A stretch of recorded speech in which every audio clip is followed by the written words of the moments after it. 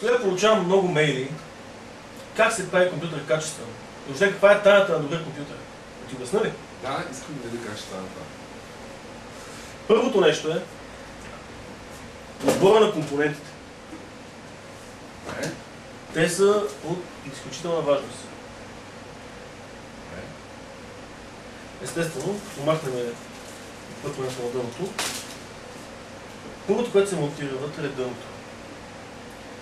Има пинове, където се слагат едни пънчета.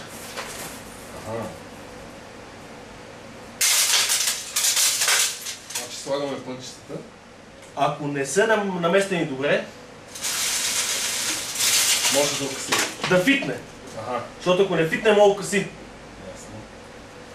Тънък момент преди монтажа на дъното е... Къде е бекплейна? Радо! Бекплейна! Мисля, че беше там до дъното.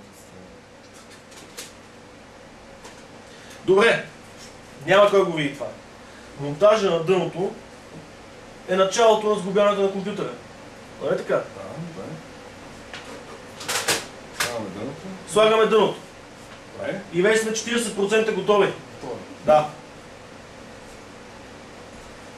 Сега е най-добрият момент да сложи паметта.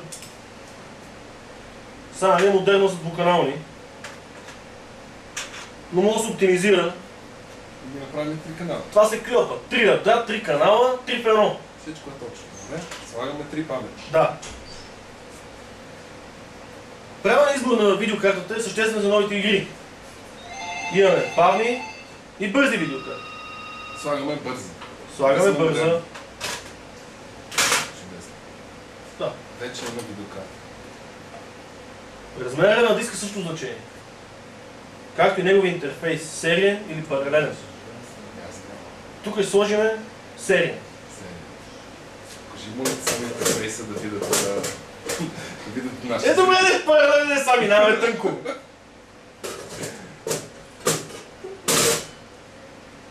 Виждам, че вече монтира диска. Абсолютно.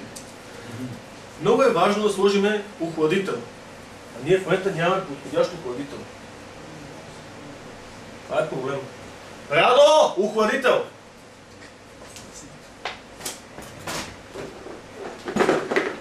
Това е подходящ, но тук ще спреме в следващия епизод за тези големите охладители.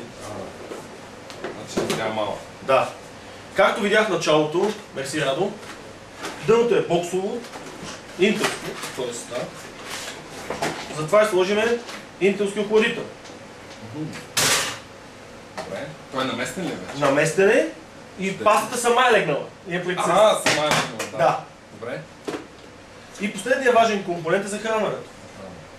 То ми се слага отгоре на дъното, затова трябва да го при текущото разположение трябва да го сложим някакси да бъде така, за да мога да влезе. А може би е тук, може би има още малко да се намести. Да, така се оптимизира. Аранжировката на кабелите е много важна по две причини.